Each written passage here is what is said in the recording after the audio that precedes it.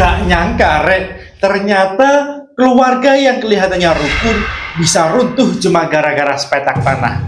Yang dulu tertawa bareng, kini saling tikam dari belakang. Yang dulu saudaraan, sekarang kayak musuh warisan. Dan anehnya, semakin mereka rebut harta, semakin banyak kejadian aneh yang muncul.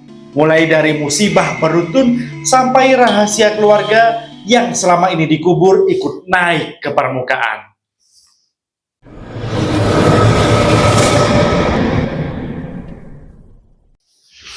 Halo guys, balik lagi di Iksa Nesta, tempat di mana misteri, horor, satwa, dan teknologi ketemu tanpa permisi. Persis kayak kerabat jauh yang gak pernah muncul tapi tiba-tiba nongol pas denger ada tanah warisan. Warisan itu katanya harta terakhir orang tua. Tapi kadang bukan hartanya yang dibagi, malah keluarganya yang pecah berkeping-keping. Ada yang datang bawa air mata, ada yang datang bawa nota palsu, dan ada yang nyengir sambil ngincer tanah yang bahkan belum tentu jadi miliknya. Dan lucunya, Rek, semakin diperebutkan, semakin nyata kelihatan siapa yang paling serakah, siapa yang penuh drama, dan siapa yang cuma nunggu Tuhan turun tangan benerin semuanya. Sebelum kita lanjut ke kisah keluarga yang retaknya lebih tajam dari kaca pecah ini, klik dulu tombol subscribe dan nyalain loncengnya ya, Rek, biar tiap misteri keluarga mampirnya langsung ke berandamu. Like kalau kamu pernah lihat saudara berubah gara-gara harta. Komen kalau kamu punya cerita warisan yang lebih panas dari sambal lalapan tengah malam. Dan share ke teman-temanmu biar mereka tahu, kadang bukan orang luar yang bikin keluarga hancur, tapi ego yang dipelihara di dalam rumah sendiri.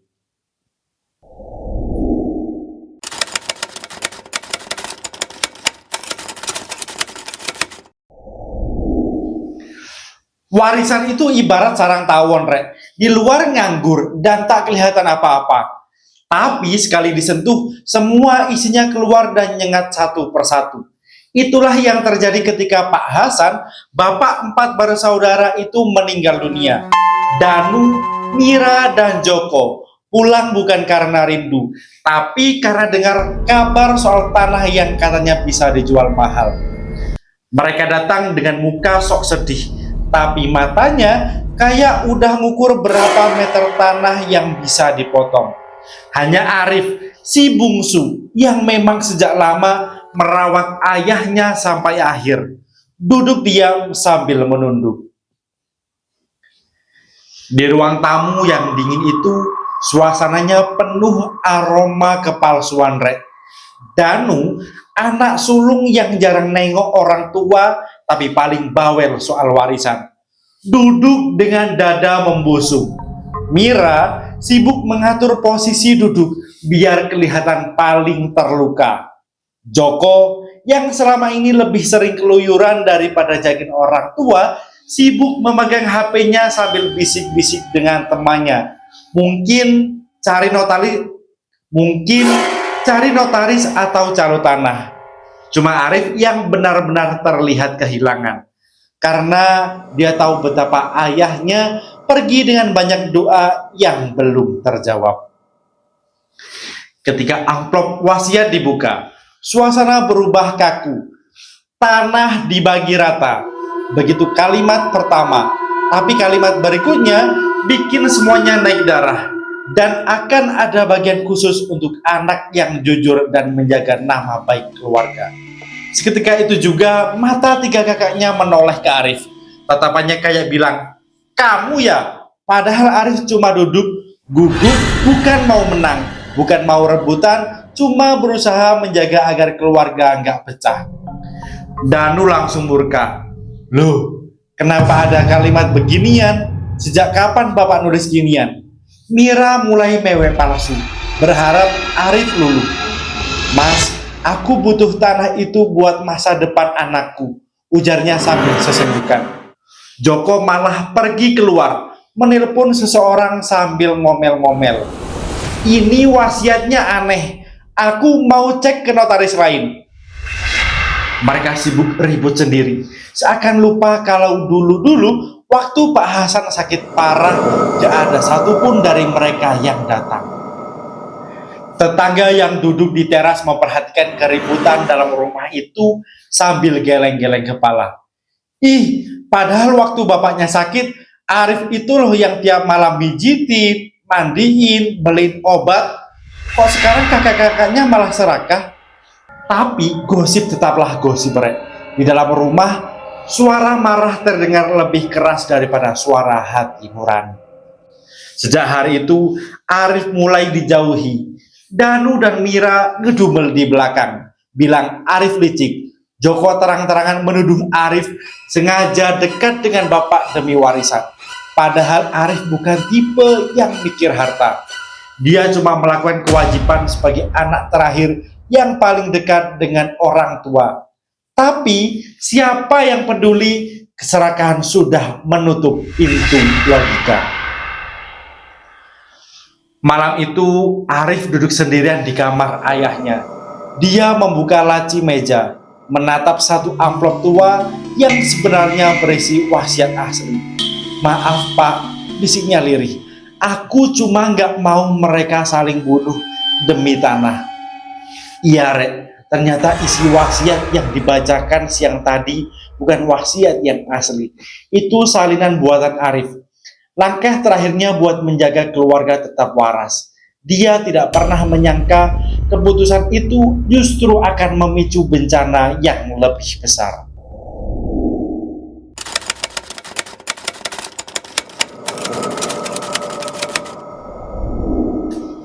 Setelah drama wasiat itu, tiga kakaknya makin menjadi-jadi. Mereka jarang menengok makam ayahnya untuk sekedar kirim doa pun tidak. Yang ada, tiap pagi mereka ribut soal tanah warisan. Danu paling bising. Katanya dia berhak lebih karena anak sulung. Padahal waktu ayahnya sakit, dia sibuk berjudi, proyek sana-sini. Keserakahan makin gelap menutup akalnya sampai akhirnya Tuhan mulai menggerakkan sesuatu. Bisnis Danu yang tadinya lancar tiba-tiba ambruk dalam semalam. Partnernya kabur, karyawannya demo, dan uang investasi raib tak bersisa.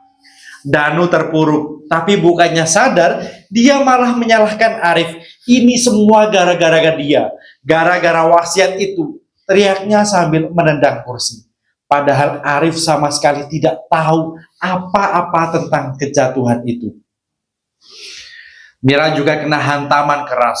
Suatu pagi, dia terima kabar anaknya kecelakaan. Motor anaknya diserempet truk dan kondisinya kritis. Mira langsung kolaps, nangis di koridor rumah sakit. Semua omongan pedasnya ke Arif berputar di kepalanya. Semua keserakahan yang dia kumpulkan tiba-tiba berubah jadi rasa bersalah yang beratnya kayak batu nabrak dada. Joko, ya Joko, tak kalah tragis Rek. Rumahnya terbakar dalam semalam. Api melalap habis semua dokumen dan sertifikat tanah yang dia simpan. Joko hanya berdiri lemas menatap puing. Sementara asap mengepul ke langit. Kenapa semuanya hilang? Kenapa semua terjadi bersamaan? Gumamnya sambil menggigit bibir. Sampai bibir itu berdarah, Rek. Di tengah guncangan itu, Arif tetap yang paling tenang. Dia bukan senang, bukan juga membalas dendam. Justru dia merasa hancur melihat saudara-saudaranya jatuh satu persatu. Setiap malam dia mendoakan mereka, berharap Tuhan mengembalikan akal sehat mereka, meski mereka sudah memperlakukannya seperti sampah. Rumah keluarga itu berubah jadi tempat penuh aura gelap. Tidak ada tawa, tidak ada salam, yang ada hanya tatapan sinis, langkah berat, dan serangkaian musibah yang datang bagai antrian panjang tanpa putus. Tetangga mulai berbisik, Rek. Mungkin ini teguran karena dulu mereka lupa sama orang tuanya. Arif makin merasa bersalah, Rek. Bukan karena dia ingin harta, tapi karena dia tahu keputusan menyembunyikan wasiat asli ternyata membawa cobaan besar. Tapi ia tetap yakin suatu hari nanti kebenaran akan muncul. Dan ketika hari itu tiba, Rek, semuanya mungkin akan berubah selamanya.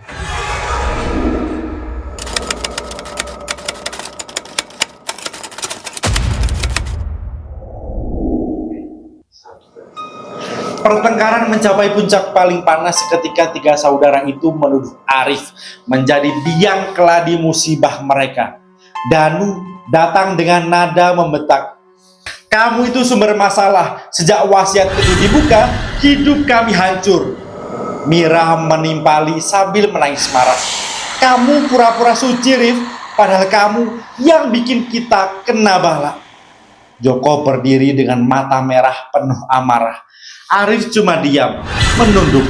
Tapi kali ini kepalanya bergetar menahan luka. Meja ruang tamu jadi saksi ledakan emosi.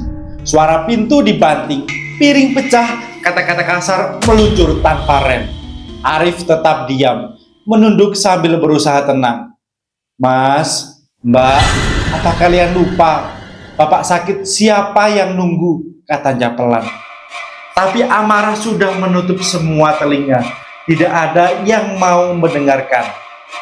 Malam itu Arif duduk di kamar ayahnya, memandangi amplop tua yang dia sembunyikan bertahun-tahun.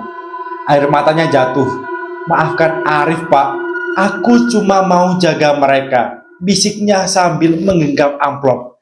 Tapi suara ribut dari ruang tamu makin keras. Mereka sudah tidak bisa disatukan lagi. Akhirnya Arif keluar membawa amplop itu. "Sudah cukup, Mas, Mbak, Mas Joko, ini semua salahku," katanya dengan suara parau. Tiga kakaknya terhenti, menatap bingung. Arif membuka amplop itu perlahan. Wasiat yang dibacakan waktu itu bukan wasiat asli. Seketika ruangan hening. Danu membeku. Mira mulutnya terbuka. Joko menelan ludah keras-keras.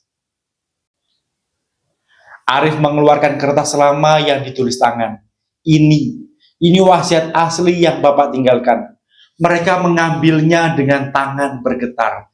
Dan saat membaca isinya, wajah mereka pucat seperti kain kafan. Tertulis jelas, "Jika anak-anakku saling rebut, semuanya serahkan kepada Arif yang merawatku sampai akhir." Dan sejak itu, Mira jatuh terduduk. Danu mundur beberapa langkah, wajahnya syok. Joko mematung sambil menutup mulut. Mereka semua tahu selama bertahun-tahun mereka lah yang durhaka. Mereka yang meninggalkan ayahnya, mereka yang hanya datang saat butuh. Sedangkan Arif yang mereka hina, yang mereka curigai, justru satu-satunya anak yang benar-benar berbakti kepada orang tuanya. Arif menutup wasiat itu dengan berkata lirih, "Aku sembunyikan karena gak mau kalian saling bunuh demi tanah. Aku cuma mau kita tetap jadi keluarga." Suaranya pecah, dan malam itu tiga kakaknya menangis. Bukan karena warisan, tapi karena rasa malu dan penyesalan yang akhirnya menghantam mereka lebih keras dari azab apapun.